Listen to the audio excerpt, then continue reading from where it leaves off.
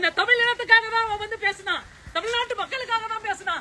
அவன் வந்து யாரையும் வந்து புண்படுத்தணும்னு பேச கிடையாது. தமிழ்நாட்டு மக்களுக்காக தான் பேசினாரு. தமிழ்நாட்டு மக்களுக்காக தான் இங்க போராடிட்டு இருக்காரு. தமிழ்நாட்டு மக்கள் செல்வ செழிப்பா வாழணும், அவங்க ஒரு நல்ல ஒழுக்கத்தோட வாழணும் மட்டும்தான் அவர் பேசிட்டு இருக்கிறாரு அப்படின்னு சொல்லிட்டு ஏதோ ஒரு தியாகி இவரு, தமிழ்நாட்டு மக்களுக்காக பல தியாகிகளை பண்ணவரு அப்படின்னு சொல்லிட்டு இந்த அம்மாவுக்கு வந்து பேசிட்டு இருக்காங்க. இவங்க யாருன்னு பார்த்தாங்கன்னா நம்ம அன்பானவங்களோட அம்மா தான். பட் இங்க தமிழ்நாட்டு மக்களுக்காக பேசினாங்கன்னு சொல்றீங்களே, கடந்த 5 வருடமா இவர் தமிழ்நாட்டு மக்களுக்காக என்ன புடுங்கினாரு? கடந்த 5 வருடமா தமிழ்நாட்டு மக்களுக்காக என்ன தியாகம் பண்ணாரு? கடந்த 5 வருடமா தமிழ்நாட்டு மக்களுக்கு என்ன குரல் எழுப்பினாரு? அதாவது டிஎம்கே கவர்மெண்ட் ஆட்சி பண்ணிட்டு இருந்தாங்கல்ல, அவங்க பண்ணும்போது ஃபார் எக்ஸாம்பிள் ஒரே ஒண்ணு சொல்றேன், தூய்மை பணியாளருக்கு போராட்டம் பண்ணிட்டு இருந்தாங்களா, அப்ப இவரு என்ன பண்ணிட்டு இருந்தாரு அப்படின்னு சொல்லிட்டு நான் கேட்கலக்கா, எல்லாருமே கேட்கறாங்க. சரி, இப்போ இவரை உள்ள தள்ளிட்டாங்க, இப்ப இவர் என்ன பண்ணாருன்னு உள்ள தள்ளலாங்கன்னு பாத்துருவோமா? ஹலோ, யாரு? சஞ்சயா? ஜெய்சன் சஞ்சயா? ஓ, சிஎம் ஓட பையனா? ஓ, பொம்மை முதலமைச்சரோட பையன் ஜெய்சன் சஞ்சய். சொல்லுங்க ஜெய்சன் சஞ்சய், எப்படி இருக்கீங்க? ஓ, ஓகே ஓகே ஓகே. அப்பனை காணுமா?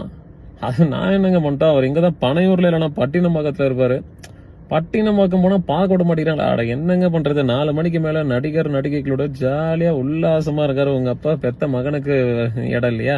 சரி, ஓகே, பனையூர்ல போய் பாருங்க. ஓ, பனையூர்லயும் வந்துட்டு பாத்தீங்கன்னா வேற நடிகையோட இருக்காங்களா? என்னங்க பண்றது? எனக்கு புரியல. அம்மாக்கு நீதி வேணுமா? ஓ, கணவனை தேடும் மனைவி. ஓ மை காட், என்ன சஞ்சய் பண்றது? இந்த மாதிரி ஒரு கேவலமான மனித பிறவியை தான் உங்க அப்பனை இந்த தமிழ்நாட்டுக்கு முதலமைச்சர் ஆக்கியிருக்காங்க. இந்த மாதிரி எங்களுக்கு நக்கல் நையாண்டியெல்லாம் பண்ண தெரியும், பார்த்து தெரிஞ்சுக்கோங்க. ஜோசப் விஜய் அவர்களே, பொம்மை முதலமைச்சர் ஜோசப் விஜய் அவர்களே, நக்கல் நையாண்டித்தனம் பண்ண தெரியும். சரிங்களா, நல்லா நோட் பண்ணிக்கோங்க. இவ்வளவு நேரம் அவர் பேசுனது வந்து நக்கல் நையாண்டித்தனம், அவதூறு கிடையாது.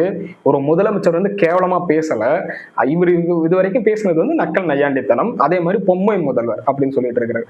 பொம்மை முதல்வர் யாருன்னு சொல்லிட்டு இந்த தமிழ்நாட்டுக்கு கடந்த 5 வருடமா பார்த்துட்டு தான் அவங்க என்ன ஒரு தீர்ப்பை மாற்றி அளிச்சாங்கன்னு சொல்லிட்டு தமிழ்நாட்டு மக்களுக்கு தெரியும்.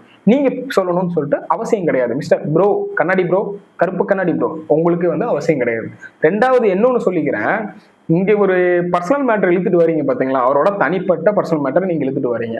அது கோர்ட்ல கேஸ் நடந்துட்டு இருக்குது. அது அவர் தனிப்பட்ட முடிவுக்கு நீங்க வந்து ஒண்ணு பேசுறீங்க பாத்தீங்களா. அவர் என்ன கேட்டாரு? அரசியல் ரீதியா உள்ள இருந்துட்டு உங்க அப்பாவை காணும்னு சொல்லிட்டு அரசியல் ரீதியா தான் பேசினார். நீங்க என்ன பண்ணணும்? அரசியல் ரீதியா நீங்க ரிப்ளை கொடுக்கணும்.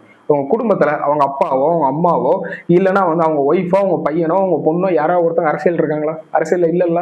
வேற ஏன் அவங்கள உள்ள இழுக்கிறீங்க? அரசியலுக்குள்ள இருக்கிறீங்க. உங்க குடும்பத்துல இருக்கிற தனிப்பட்டவங்களை பத்தி பேசினாங்களா? உதயநிதியோட அவங்களோட ஒய்ஃபை பத்தி பேசினாங்களா?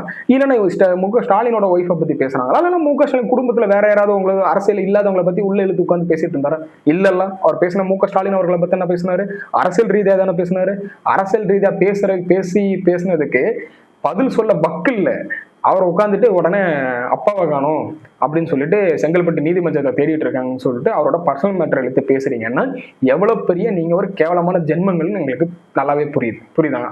இது யாரா இருந்தாலும் கொஸ்டின் கேட்டிருப்பாங்க. இது விஜய் அவர்கள் வந்து உங்க ஸ்டாலின் அவர்களோடயோ இல்லைன்னா உதயநிதி அவர்களுடையோ ஒய்ஃபை யாரோ ஒருத்தவங்க இழுத்து பேசியிருந்தானா இதே வார்த்தை நான் அவர்கிட்டையும் கேட்டிருப்பேன். ஆனா அவர் பேசலையே. அவர் பேசுனது அரசியல் ரீதியா பேசினார். அப்ப அரசியல் ரீதியா பதில் கொடுக்கறதுக்கு துப்பு இல்லை. உள்ள உட்காந்துட்டு பார்ட்டி ஃபண்டுன்னு ஒரு வார்த்தை எழுத்தோன்னு அத்தனை பேரும் ஓடி போயிட்டீங்க.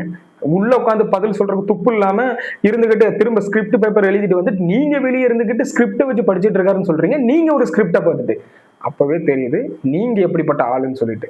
அதனால வார்த்தையை பேசும்போது நீங்க பார்த்து பேசணும். புரியுதா ப்ரோ? கண்ணாடி ப்ரோ, வார்த்தையை பார்த்து பேசணும். இப்போ பாத்தீங்களா, இப்ப அவஸ்தை யாருக்குன்னு தெரியுதா? மேடம்னால கால் வந்து அடிபட்டு இருக்கு. சீனியர் அட்வொகேட் அவங்கள வந்து தடை பண்றாங்க உள்ள போக கூடாதுன்னு சொல்லி.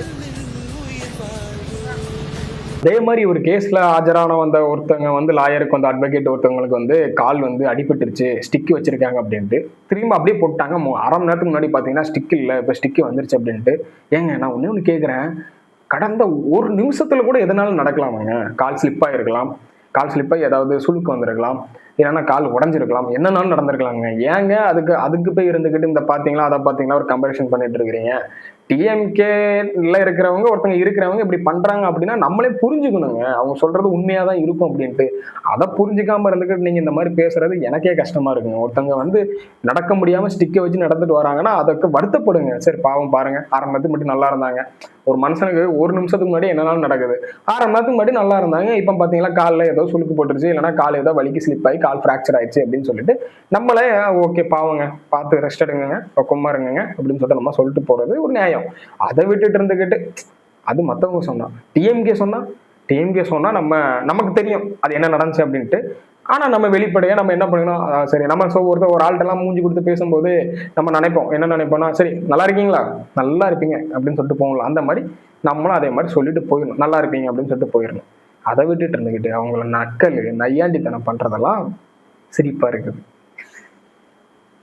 சரி ஓகே, டிஎம்கே காரங்களா அப்படிதாங்க, அவங்க சொல்றத நம்பணும். நம்ம அவங்க சொல்றதுல ஒரு துளி அளவு பொய் இருக்காது, துளி அளவு நடிப்பு இருக்காது. ஏன்னா அவங்களுக்குலாம் வந்து எப்படி சொல்றதுன்னா, அன்பில் மகேஷ் பொய்யாமலையும் பாத்தீங்களா, என்னைக்கா நடிச்சு பாத்திருக்கீங்களா நீங்க?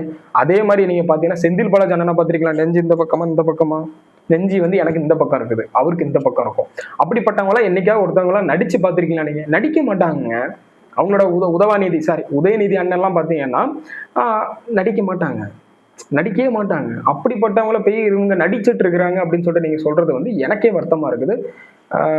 அப்ப அவங்களுக்கு எவ்வளவு வருத்தமா இருக்கும், கொத்தடிமைகளுக்கு உடன்பிறப்புகள், முன்னாடி உடன்பிறப்புகள், இப்ப வி ஆர் ப்ரௌட் கொத்துஸ், அந்த கொத்துஸ்க்கு எவ்வளவு மன கஷ்டமா இருக்கும். அதனால இப்படி பேசாதீங்க. அவங்க வேற ஒரு அட்வொகேட்டா இருக்கிறாங்க, அவங்களுக்கான ஒரு ரெஸ்பெக்ட் கொடுங்க.